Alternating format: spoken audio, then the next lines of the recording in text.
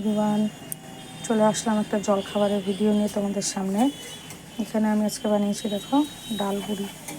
এটা কিন্তু এমনি না, একটু হলুদ হলুদ স্ট্রাকচারটা দেখেছো তো? কালকে রাতের ডাল বেঁচেছিল তো ওটা ফেললাম না, একটুখানি এটাকে আটা আর ময়দার সাথে মেখে নিয়ে একটু ভেজে নিচ্ছি এখন লাল লাল করে। এই পিঠটা একটু ভাজা হবে, হয়ে যাচ্ছে আমাদের ডাল পুরি। এটাকে শুধু সসের সাথে বা ধনিয়া পাতা চাটনির সাথে ভালো হবে। তো আমি তো এখানে বেগুন ভাজা কেটে রেখেছি, কিন্তু হয়তো বেগুন ভাজাটা করবো কিনা এখন চিন্তা করছি, দেখি কি করা যায়। আর এখানে আগেই কয়টা করা আছে, তোমরা যদি কেউ করতে চাও তাহলে রেসিপিটা আমি বলে দিচ্ছি। মসুর ডালটাকে আটা আর ময়দার মধ্যে শুকনো করে মেখে নিতে হবে। অনেকে ডালের পুর দিয়ে করে, তো আমি ডালটাকে মেখে নিয়ে করি। তার কারণ তালা রুটিটা বেলতে গিয়ে না আটার বেলনির মধ্যে ওটা লেগে যায় না, এইভাবে করি। এটা আমার রেসিপি, নিজস্ব রেসিপি।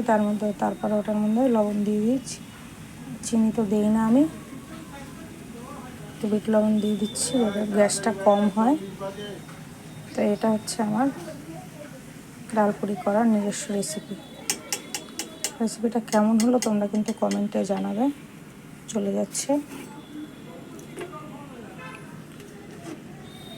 শীতের দিনে এরকম খাবার খেতে কিন্তু ভালোই লাগে। এক হাতে ক্যামেরাটা করতে হচ্ছে তো, তাই তোমাদের ভিডিওটা দেখতে হয়তো একটু অসুবিধা হবে। এখন আর দিয়ে দিতে হবে একটু তেল।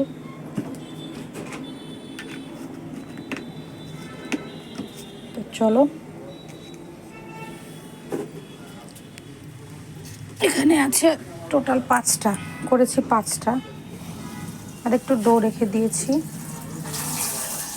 ইদানিংকালে সকালবেলা কথা বলতে গেলে গলাটা বসে যায়, আওয়াজটা প্রায় শোনাই যায় না বলতে গেলে। কেন এরকম হচ্ছে কি জানি, হয়তো ঠান্ডার জন্য বা প্রচণ্ড কথা বলি আমি সারাদিন, এই জন্য হয়তো গলা বসে যাচ্ছে নাকি। টেস্ট তো করিয়েছিলাম কিন্তু কোনো কিছু তো অসুবিধা পাইনি। যাই হোক, ভিডিওটা ভালো লাগলে অবশ্যই তোমরা লাইক, কমেন্ট, শেয়ার এবং আমার চ্যানেলটাকে তোমরা কিন্তু সাবস্ক্রাইব করবে বন্ধুরা। দেখা হবে অন্য কোনো সময় অন্য একটা ভিডিওতে।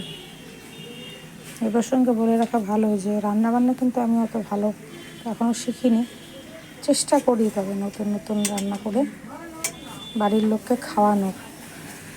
ওদেরও তো একটু ভালো লাগবে, আমারও ভালো লাগে। টাটা।